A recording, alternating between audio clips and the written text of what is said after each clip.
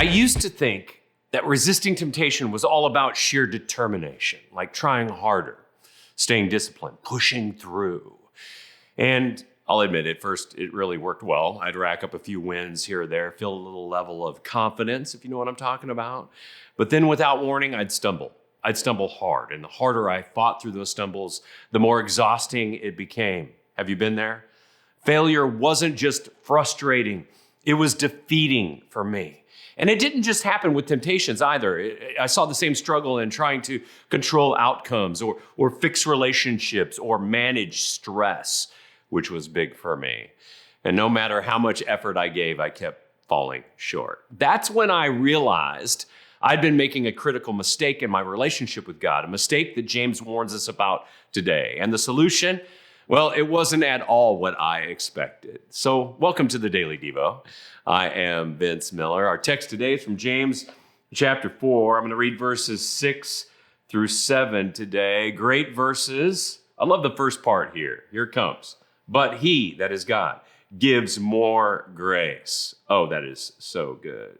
But he gives more grace. Therefore, it says, God opposes the proud, but gives grace to the humble. Submit yourselves, therefore, to God. Resist the devil, and he will flee from you. Sounds so great when you read it right there, doesn't it? James today provides this very vital reminder for us as believers, especially those weary from spiritual effort today. If that's you, listen in. You know, if you get exhausted from spiritual effort, it often is from relying too heavily on your own effort. And guess what? James wants us to give an effort, but there is a balance when it comes to striving in the faith. Yes, we are called to exert effort in our spiritual lives. That's the whole point of this book. Our faith is evidenced by good works, and we are instructed to resist the devil and reflect the character of Jesus. However, there is a tipping point where effort crosses into self-reliance, and we begin to trust in our ability to resist and reflect rather than in God's power. And this little tipping point varies for each one of us.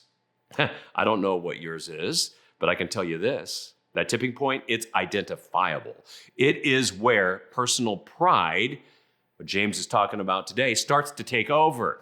Now, pride has all kinds of manifestations, unique to each one of us, that hinder grace.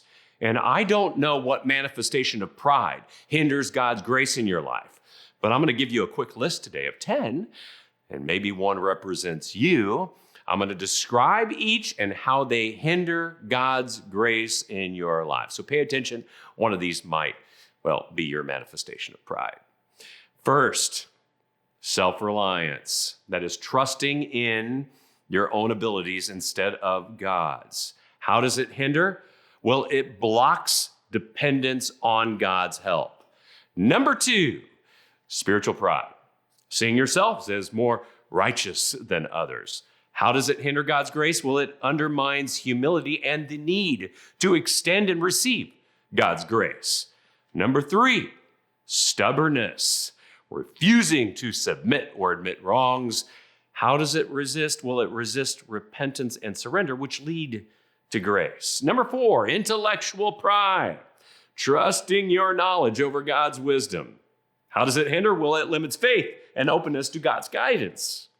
5, relational pride, refusing to forgive or reconcile, which blocks grace that comes through reconciliation and restoration.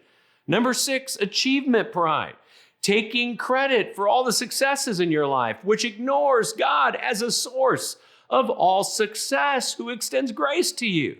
7, reputational pride, obsessing over your reputation or need for approval, which focuses on people instead of God's grace. Number 8 is moral pride, believing that rule keeping makes you superior, replaces mercy and grace with self-sufficiency. Number 9 is social pride, thinking your background is better than others, which breeds division and exclusivity rather than grace in the kingdom, which is exactly what James has been talking about here.